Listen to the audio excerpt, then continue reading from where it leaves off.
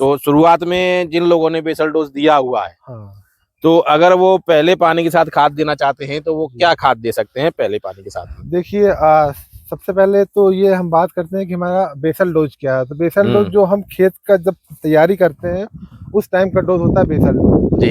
तो जो एक आम डोज है, जो एक आम आंकड़ा है वो 120-60-60 है, नाइट्रोजन, फास्फोरस और पोटेशियम। अच्छा। तो फास्फोरस और पोटेशियम हमें स्टार्टिंग में पूरा देना होता है और नाइट्रोजन हम देते हैं आधा डोज। अच्छा। ठीक, और जो बचा हुआ हमारा आधा डोज है वो हमें जब हम पहली बार इरिगेट करेंगे, सिंचाई करेंगे, तो उसके बाद हमें बचा हुआ आधा नाइट्रोजन देना है।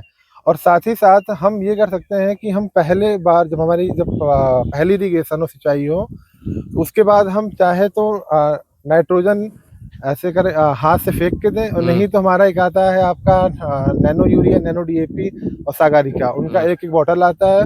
तो एक बॉटल आपका 1 एकड़ के लिए सफिशियंट है। अच्छा। तो या तो आप उसका स्प्रे कर दें, और या तो अगर आपके पास वो नहीं है, यूरिया है, तो आप यूरिया का ब्रॉडकास्टिंग कर सकते हैं। अच्छा, जैसे नैनो डीएपी, नैनो यूरिया और नैनो और सागर का आपने बताई मुझे, और एक बोतल 1 एकड़ के लिए। हाँ जी। स्प्रे के लिए कितनी पानी की मात्रा इसके लिए चाहिए होगी? देखिए इसके स्प्रे के लिए तो जो अमूमन है वो 250 से 300 लीटर एक बोतल के लिए सफिशिएंट होता है। अच्छा। और उसके बाद तो आप उसको उसमें मिला के, और उसका फ्लोरल स्प्रे होता है, मतलब कि आप उसको आपको ऊपर से स्प्रे करना है, क्योंकि ये होता है कि जैसे हमने यूरिया को खेतों में डाला तो कुछ यूरिया जो घुल के नीचे गई वो तो गई, नहीं तो बाकी क्या हुआ, बाकी ये होता है वो खेत में वैसे ही पड़ी रहती हैं।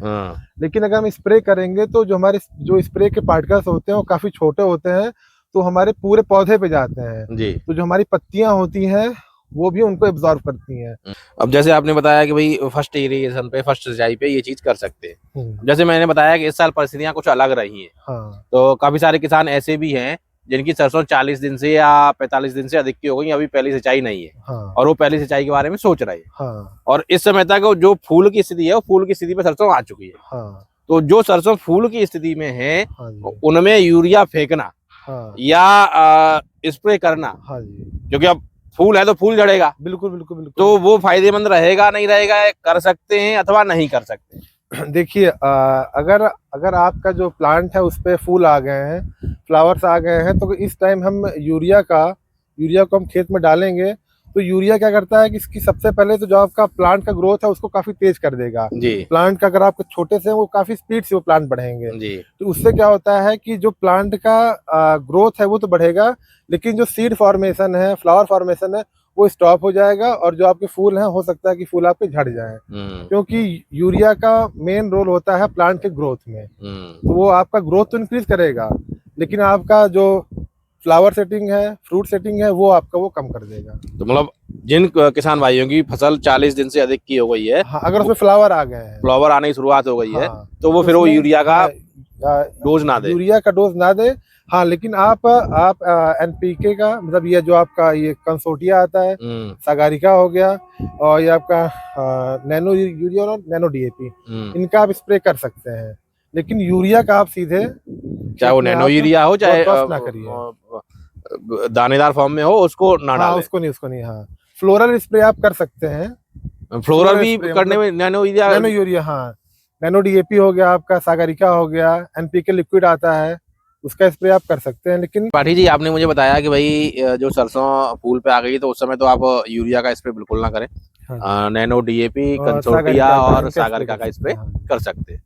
लेकिन सरसों में सबसे महत्वपूर्ण घटक होता है तेल, और तेल के हिसाब से ही सरसों की बिक्री होती है। हाँ। और तेल के लिए सबसे महत्वपूर्ण घटक है आपका सल्फर। जी। तो ये सल्फर हमें कब देना चाहिए और किस तरह से देना? हाँ, देखिए सल्फर क्या है कि जो सल्फर का रेट है वो है आपका 40 केजी 1 हेक्टेयर का जी। और ये आपको स्टार्टिंग में देना है जब आप दे रहे हैं फास्फोरस, पोटेशियम और आपका आधा नाइट्रोजन। उसी टाइम आपको सल्फर का भी 40 केजी पर हेक्टेयर के हिसाब से आपको देना है। और इसमें एक सबसे सही आता है कि आपका सल्फर बेंटोनाइट करके। अच्छा। तो वो सीधे उसको आप मिट्टी में मिला सकते हैं और उसमें लगभग 90% के राउंड सल्फर होता है, एलिमेंटल सल्फर। तो आप 40 केजी के हिसाब से उसको आप स्टार्टिंग में ही एज अ बेसल डोज, हाँ, अगर आपने वहाँ पे यूज नहीं किया है तो उसके बाद आपको बीच में 30 या 40 दिनों में ऐसा आपको यूज नहीं करना है, आपको स्टार्टिंग में उसका यूज करना है। मेरे साथ में डॉक्टर अंकुर त्रिपाठी जी हैं। नमस्कार आप सभी को। त्रिपाठी जी, मैं ये जानना चाह रहा था कि अभी किसानों ने जो सरसों की बुवाई की हुई है, तो पहले पानी का इंतजार है, उन्हें पहला पानी लगाना चाह रहे हैं। तो पहला पानी लगाने का सही समय क्या होता है? क्योंकि अमूमन लोगों का कहना होता है कि भाई 25 से 30 दिन की सरसों हो जाए, उसके बाद आप पहले पानी की तैयारी कर सकते हैं। जी देखिए, तो सबसे पहली बात कि जो पहला पानी हमारा है वो हमें 30 से 35 दिनों के बुआई के 30 से 35 दिनों के बाद देना चाहिए। अगर बारिश नहीं हुई है तब, अगर हल्की फुल्की बारिश हो गई है तो उसके हिसाब से हम 30 से 35 दिन से हम 40 दिन तक पहुंच सकते हैं। डॉक्टर साहब, जैसे आपने मुझे बताया कि भाई 30-35 दिन के बाद में पहले पानी की तैयारी करनी चाहिए, लेकिन इस वर्ष की अगर मैं बात करूं, हाँ जी, आगरा क्षेत्र की या अन्य क्षेत्रों की, तो मौसम इस तरह का रहा है कि बीच बीच में बूंदाबांदी या बादल वगैरह या हल्की फुल्की बारिश और कहीं कहीं तेज बारिशें भी हुई। हाँ जी, हाँ जी। तो अगर किसान इस समय के हिसाब से जाता है, तो पता चल रहा है अगर खेतों में कहीं नमी अधिक है और ऐसे में नमी में पानी दे दिया तो समस्या और खड़ी होंगी। हाँ हाँ, देखिए, अगर आपके खेत में नमी है तब तो आपको कोई मतलब ऐसा नहीं है कि आपको 40 दिन या 30-35 दिनों में आपको पानी देना ही देना है। अगर नमी है तो उसको आप 30-35 दिन से 40 दिन हो गया 42 दिन पे आप ले जा सकते हैं। जैसे कि अब आप देखिए कि हम अभी सरसों के खेत में हैं, तो इसमें आप देखेंगे तो ऊपर साइड आपको दिखेगा कि नमी नहीं है, लेकिन आप हल्का सा अंदर जाएंगे तो आप ये देखेंगे कि देखिए नमी है। तो अभी जैसे हमें इसमें पानी की आवश्यकता नहीं है। जी।